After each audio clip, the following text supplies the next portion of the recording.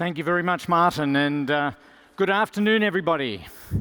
You are the true believers to have lasted all of 4.5 days and still being here. So just as we persevere for a world where there would be no longer any further nuclear testing, I'm glad you persevered to the very end here today.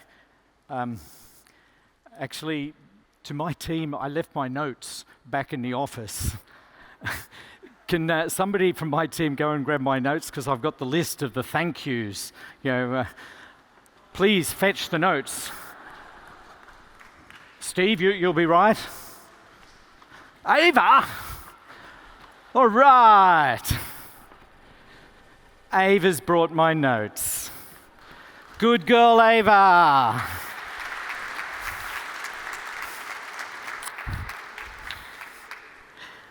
Thank you to Boston Dynamics for loaning Ava to assist where humans fail, but technology delivers. Good girl, Ava. You can go back now. Yeah. Oh, she's... I hope you all had the opportunity to meet Ava down below at the on-site inspection area. That's tremendous that she's been able to assist us here at this meeting. Ava wants to command your attention. Let's continue. But I am impressed with so much of the technology that has been on display, the technology that has been spoken about and has been introduced to us all, that can aid in the verification activities of the CTBT. Ava, just one example of that wonderful technology. But at a time like this, with the closing ceremony, I did think about what are the reasonable measures of success for a conference. So what are the metrics of success that we should have? And courtesy of Ava, I now have my notes. So for some of you, success for this meeting might be that 5,000 sandwiches were successfully delivered and devoured, 3,500 bottles of water, 12,338, that's very precise, glasses were cleaned and washed. I think we should just give thanks for the catering coordinators, the catering staff, that have done a super job.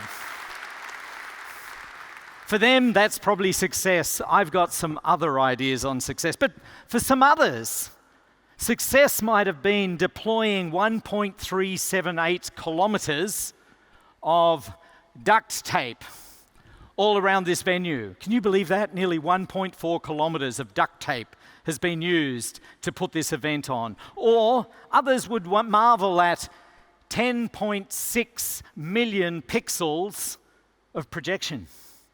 That's a lot of projection, but great work to those that did that. But maybe more importantly, remember when we started, we worried about the ceiling.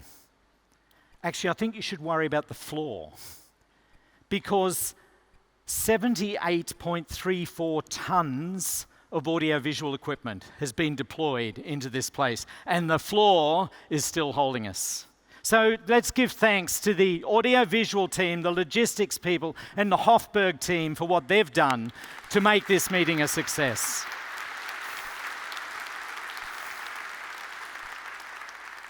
But maybe closer to home to many of you is the number of people. We ended up with a bit over 2,000 registrations.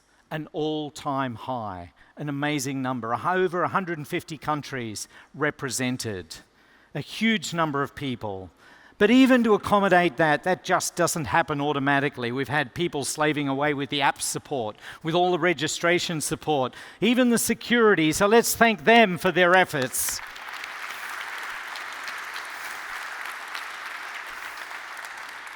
But that's just the people.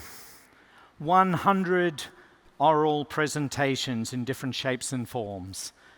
Now we're getting down to the real value. Not only 100 oral presentations, 450 e-posters, an amazing number, 29 exhibits.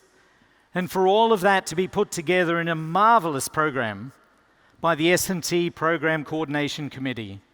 You're particularly Martin Kalinowski and Pierrick Mallet, who've done a super job. Yes, call it out for them. All right.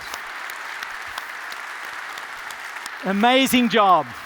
And a whole bunch of people that were in that team with them. The comments I've heard from so many of you about how wonderful the program has been, how well organized it's all been, it's that group and the many people that supported them that we owe a great debt of gratitude to. But the person who headed all of those is our director, Zenabu. Director Zenabu is the executive lead for this whole S&T conference. Zenabu, thank you. Please stand up, Zenabu. Thank you so much. Great job. Great job. But to me, the real measure of success actually goes one step further. And that is that when we bring so many people, about 1,500 technical people together, the measure of success for me is actually about the relationships formed, the collaborations that have been sparked, the ideas that have been generated, the technologies which are new and can be applied in all sorts of ways. That to me is the power of together. And that to me is the measure of success. I look forward to seeing that roll out as we move forward. But for me, just a couple of programmatic highs. The first one was actually on the opening morning, come early afternoon. I was sitting down here next to Foreign Minister Harusi from Somalia. And he would lean over to me from time to time through that morning session, and he would say, "That's amazing. That's amazing." And he was marveling that Somalia could be a part of this family. He then told us that they will ratify this treaty. And I was hoping to be able to announce the first part of that today, but I think it might be Monday. He is following through and issued instructions to New York on Tuesday to see the signature of the treaty by Somalia. I wish they were here to applaud them for their great achievement. What a lovely thing to do in the context of this conference. That was certainly a programmatic high, but several other programmatic highs for me. I loved the panel session, the public session, where we heard all about the Huanga Tonga Huanga Ha'apai volcanic eruption. And we heard people from different parts of the world that were looking at the same event through different lenses, different technologies, different experiences, different disciplines. Such an amazing story to think that somebody getting up to feed their baby in the middle of the night in Alaska could hear that volcanic eruption and then to work through some of the physics and the science of that. That was a great session and a great one to have as a public session, as well as about the Syrian, Turkey earthquake. So it was certainly wonderful. But for me, another highlight was in this conference, we had not one director of the International Monitoring System Division, but we actually had 4 of the directors of that division over time. The very first, the second, and then the last 2. And it was amazing to hear from them their decades of experience, their decades of commitment, and commitment by those that were even here right at the start. I don't know if Geraldo is here still in the audience or not, but the commitment, the dedication they had then, and it just flows on. A wonderful high point for me. But then, the unexpected high point for me was engagement with the next generation. Engagement with the Young Professionals Network people, the CYG, the CTBTO youth group, those that have been involved in our internship program, those that have been involved in our mentoring program, these young people that are just so keen about our treaty, that are so full We often say this about young people. They're full of passion and optimism, which sometimes is a little condemning, like they haven't got a good idea. They're just full of passion and optimism. Oh no, they've got lots of good ideas. And so to hear their views was just so valuable, and we would give platform for that here. Those were my programmatic highlights, but can I just finish? I know I've stolen a couple of minutes from the organisers, but can I just finish with two most memorable moments? And it actually came again from interacting with the next generation, the early career people. And I wanted to share it with you because it's actually about this theme of the power of together. One of them was talking with a young person with a disability. And this person with a disability gave me a gift, and the gift was her perspective of what it's like to have a disability and to be at a conference like this or other places. And she was very positive about how we've accommodated disability. But I just wanted to share with you one thing she said. When you have a disability, you feel like you are always a burden to others. Always a burden to others to be able to accommodate your disability. Now, I know we never mean to sound like that. I know I would say, oh, we can do that. We can find a way to accommodate.